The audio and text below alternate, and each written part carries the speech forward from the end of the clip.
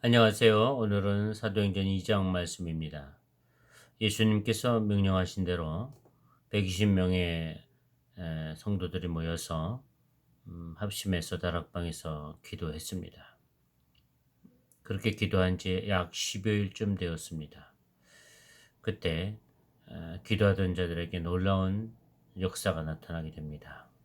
성령의 강력한 임재가 있었던 것이죠. 그 성령의 임재로 말미암아 사람들이 각종 방언으로 말하기 시작했는데, 당시에 오순절 절기를 지키기 위해서 세계 각국에서 어, 몰려든 모든 유대인들, 그리고 또 유대인 외에 유대교에 가입한 사람들이 이 현상을 보고 매우 놀라워했습니다. 어떻게 자기들이 살고 있는 지역의 방언으로 이 말을 알아들을 수 있게 됐느냐 하면서 굉장히 놀라워하게 됐죠. 근데 어떤 부류들은 이렇게 방언하는 사람들을 조롱하면서 세술에 취했다고 말하는 사람들도 있었습니다. 이런 반응이 나타나자 베드로와 사도들이 일어나서 아주 강력하게 선포하게 됩니다. 특히 베드로가 선언하기를, 지금 나타난 이 현상이 술에 취한 것인 줄 아느냐. 지금이 3시다 그랬어요. 3시는 6시간을 더하면 오전 9시를 말하는 것입니다. 아침 9시부터 누가 술을 먹어가지고 취해서 행설수설하겠느냐. 이것은 이미 유엘 선지자가 예언한 모든 예언들이 그대로 성취된 사건이다. 라고 강력하게 선언합니다.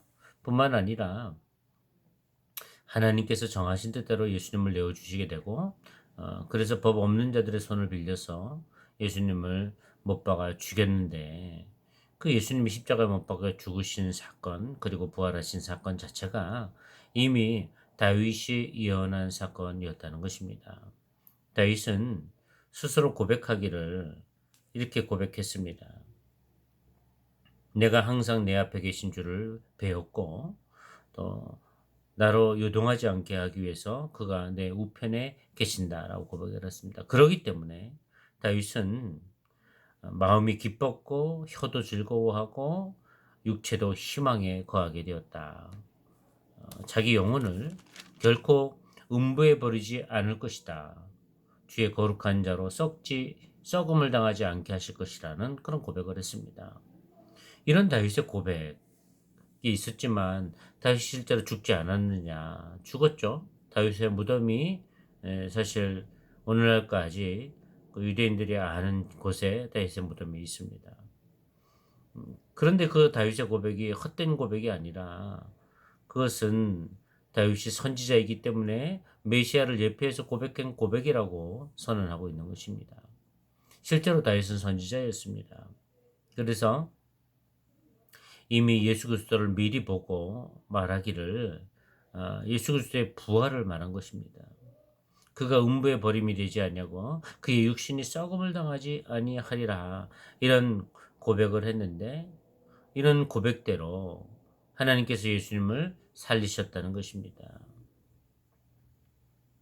이 선언은 굉장히 놀라운 선언입니다. 베드로가 어찌 이런 요엘 선지자의 예언과 다윗의 어떤 이 고백이 예수 그리스도에 대한 고백이었고 예표였다는 것을 알게 되었을까요? 그것은 이미 살아계실 때 예수님이 제자들에게 끊임없이 말씀을 가르치고 말씀을 설명해 준 것, 해석해 준 것, 그런 것들이 기억이 난 것입니다. 근데 그때 당시에는 제자들이 이해할 수가 없었죠. 납득할 수가 없었죠.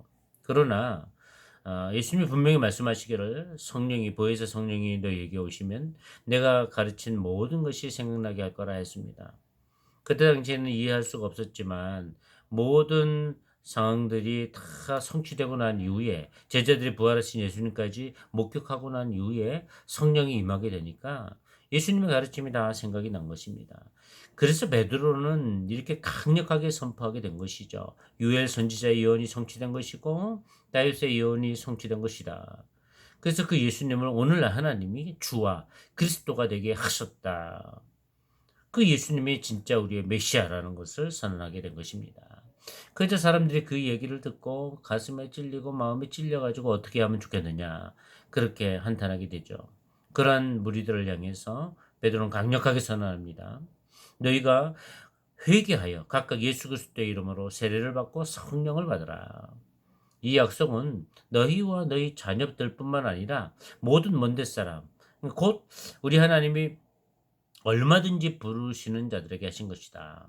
이 성령의 임함은 제자들에게만 임하는 것이 아니라 우리 하나님이 부르시는 누구에게든 임하는 사건이시다. 그러므로 너희들이 회개하고 제사함을 받고 세례를 받으라 선언한 겁니다. 이 선언을 듣고 많은 사람들이 세례를 받고 구원받는 사람들이 하루에 3천 명이 더할 정도로 역사가 나타났다는 것입니다. 그렇습니다. 오늘날 우리는 성령의 시대를 살고 있습니다. 예수님의 부활은 분명한 사실이고, 그리고 그 예수님의 부활 사건은 구약에 예언된 모든 예언들이 성취된 사건입니다. 이 증언들을 우리가 보면서 우리는 어떻게 살아야 되겠습니까? 성령에 사로잡혀서 우리도 힘있게 믿음으로 승리하는 삶을 살아야 되겠습니다. 말씀에 붙들림 받은 사람, 성령이 함께 하시는 능력의 삶, 우리도 살아내야 되지 않겠습니까? 사랑하는 성도 여러분, 오늘 하루 성령의 힘을 입어 힘있게 살아가는 복된 하루가 되기를 주님의 이름으로 축복합니다. 감사합니다.